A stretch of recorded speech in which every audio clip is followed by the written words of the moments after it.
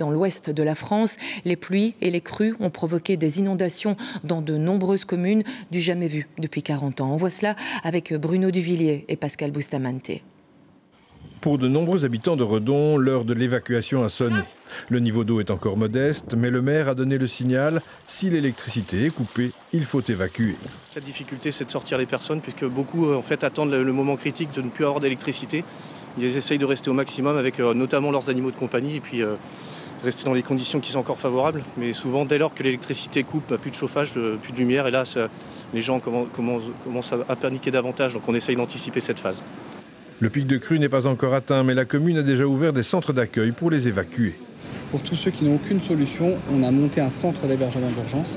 Donc ce centre d'hébergement, il est composé d'une 50aine de places, avec lit, sac de couchage, nécessaire de toilettes pour aller dans les douches qui sont juste ici. Donc ce gymnase a une capacité de 50. La ville de Rennes est traversée par deux rivières, l'Isle et la Vilaine. 15 000 personnes ont déjà été touchées. Les autres regardent avec anxiété le niveau de l'eau montée. On est en train de préparer si au cas où l'eau arrive par là. On n'a jamais connu ça, mais là, visiblement, la Vilaine va dépasser ce qu'elle a toujours connu. Les autorités suivent la situation de près. Une nouvelle dépression est annoncée. Elle s'appelle Ivo. Elle devrait être accompagnée de fortes pluies.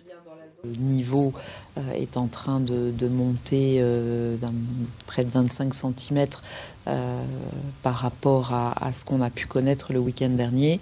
Et on a un nouvel épisode de précipitation qui est attendu dans les prochaines heures. Le site de prévision Vigicru prévoit des niveaux probablement supérieurs au seuil historique de 1995. Face à cette situation exceptionnelle, le ministre de l'Intérieur a déclenché la procédure accélérée de reconnaissance de l'état de catastrophe naturelle. Plus de 1000 personnes ont été évacuées et des milliers d'hectares sont sous eau. Une crise déjà de grande ampleur au vu de l'étendue de territoires concernés.